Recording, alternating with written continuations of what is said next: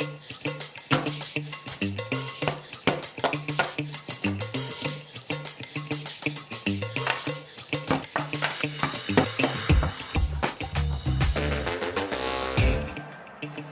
know when you shoot something and it's golden, or at least that's what it feels like, and you're just anxious to start cutting and cutting, and then you put your card in to transfer all of your footage that you just shot, and it says everything's corrupt and you can't access any of the footage? Yeah. Take two.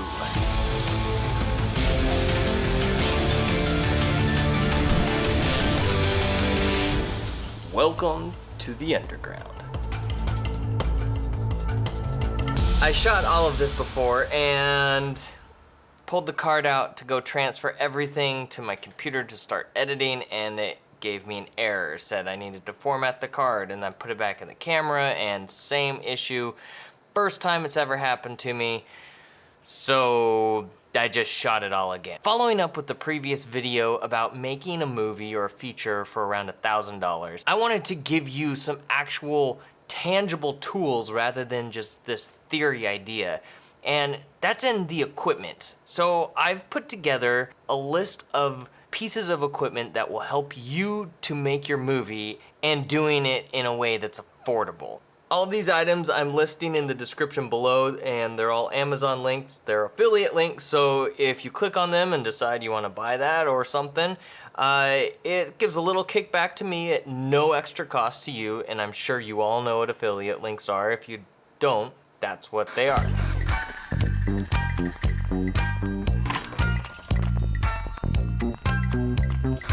One of the things that is a trend, or that helps to make your movie more marketable. Did a cricket make it in? They made it in? Oh no.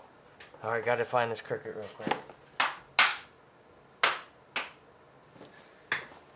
I think they snuck through the walls. So you've got to shoot your movie, and shooting something in 4K is actually, unfortunately, a marketable aspect if you're trying to sell your movie. If you can provide it in 4K, it is a marketable aspect. So I put together some 4K options for you. First one in there is Panasonic's G7. Now, I've never used this camera. I've heard good things, but the fact that it's 4K, it's got a micro four thirds lens mount, which you can eventually upgrade to the G85 or the GH4 or GH5, GH5S.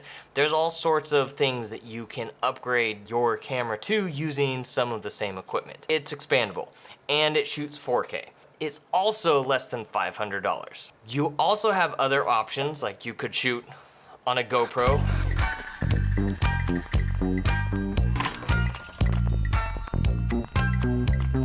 Another important thing to remember when you're shooting your movie is you've got to get good sound. I'm recording all of this on the Video Micro by Rode, just so you can hear what like a $50 mic sounds like. It's got 1/8" inputs. 1/8" meaning these little guys that usually plug into phones or headphone jacks and stuff, the mini headphone jacks.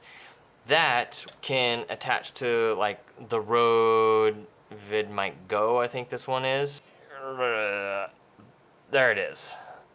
Also put in there a boom pole if you need a boom pole, and an extension cable, because you never know if you've got to get the mic over actors and if you've got a crew person or something to help you out.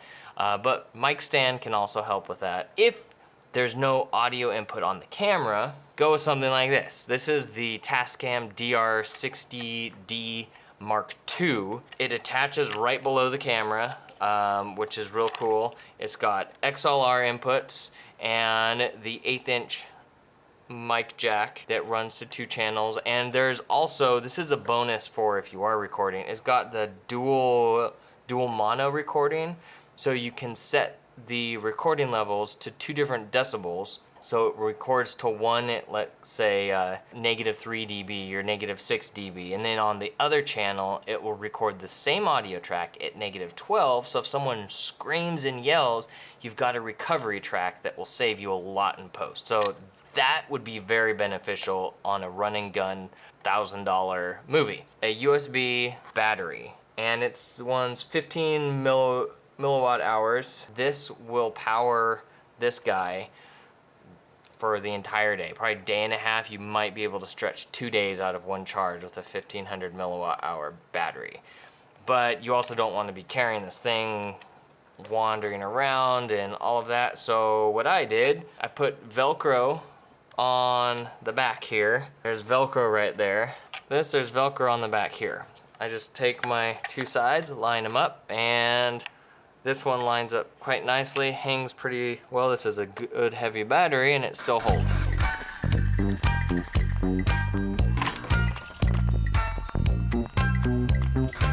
I also included the tripod that I use, or a version of it. This is a nice beefy tripod, fluid head, and so that's the gear to get production of the can, and you can get it lower. This might be a little bit cheaper, GoPro.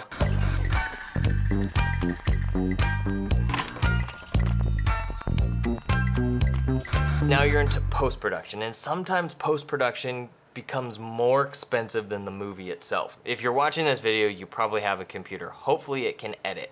If not, you make proxy files. I included some hard drives that I find useful. They range from like Western Digital passport drives that are maybe a terabyte to G-RAID, mobile G-RAID drives, USB 3 or Thunderbolt even speeds. This one's USB 3, 2 terabytes, and they're all somewhat affordable. And I usually try and go for 2 if I'm shooting a movie, so I've got a backup in case something happens, like all of your footage just decides not to work for the entire day and you have to reshoot everything in the hour before you're heading home. There's the cricket again. You've got to edit the movie. There's a few options. I think Sony Vegas is an editing platform. Not sure what the cost is for that. You got Final Cut Pro, which is about $300 or something. HitFilm Express, which is free, or HitFilm Pro, which is I think about the same as Final Cut, around $300. Adobe Premiere, either 20 bucks a month, I believe, or you might get a deal if you're doing yearly. Avid, which I think is like $50 a month or something. And DaVinci Resolve 15, I believe, is the release they're on.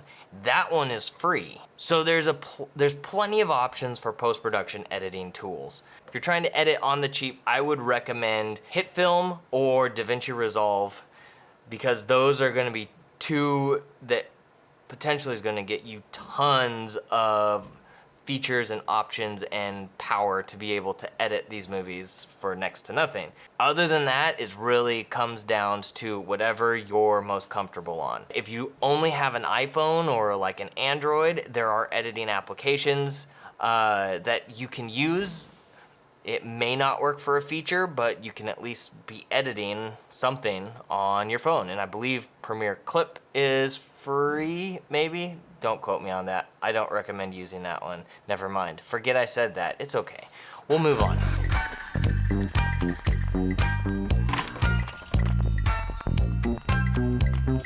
Chris Howe just released a video on it, and it's very enlightening. And this is something that it's a platform that I use, but music can be extremely expensive, especially for the indie filmmaker. If you go to some of the music libraries, let's say like Audio Blocks or something, you get a lot of really canned music. It's like maybe 5% of something that sounds good, at least in my opinion. Sorry, Audio Blocks. But if you go to somewhere else, you might find some really good music, and my choice, and it's linked below, is Artlist. I've been using Artlist for almost a year now. Same as Chris Howe. What do you know? Hey, Chris, we're Artlist buddies. I love Artlist because they're more than just a music licensing program that gets you music for cheap or cheapish-er, affordable. They give you music that's affordable.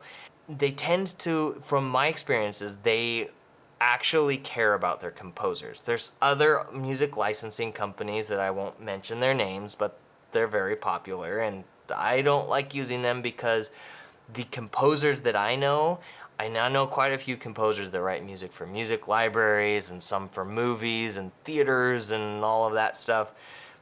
They don't like companies like they get a upfront for their music, and then they don't get anything, and these companies will go off to charge like $1,500 for a track, or or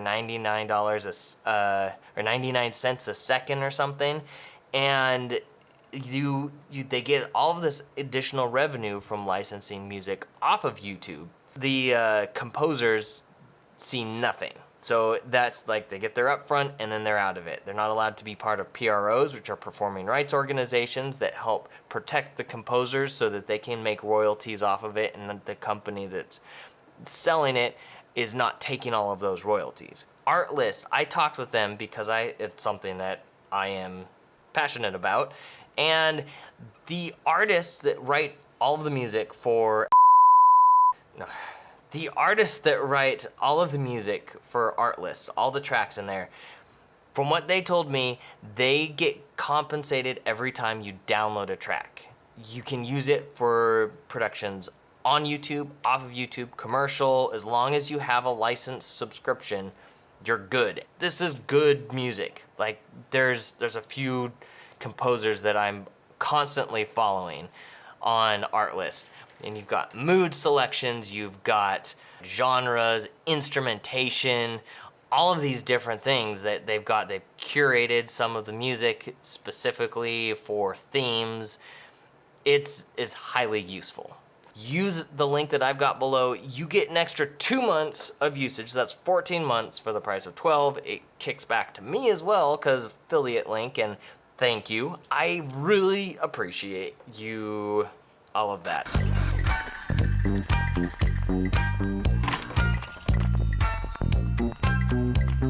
There's a guy that I've connected with on YouTube, and he's been doing, I think he's, like 8 or 12. There's a lot of movies he's made, like feature-length, full-blown movies, production, like genre-based, all of this stuff.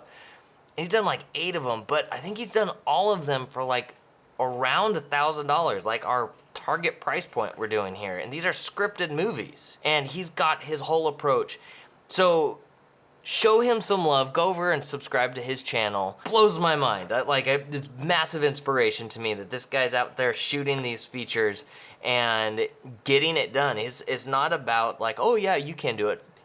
He's a frickin' doer. He's a doer, and that's inspiring. So jump over to his channel. I've got it linked up here, and it'll be a card at the end and a little thingy at the end, and link below, MillsPictures Studio. And yeah, go check out his channel. That's like, really, it's a mind trip how much of a doer this guy is. With that, I'm hoping round 2 worked, because that was a lot of information. I just kind of packed it in. I was thinking this was gonna be fast. Not really. If you're new here, why not subscribe and hit that bell notification so you can be updated every time I post new content to this channel. Like this video if you like it, and all that like blah-de-blah stuff, you know. I always lose it right here. What are the other things that I say? Stay focused, keep creating, and I will see you in the next video.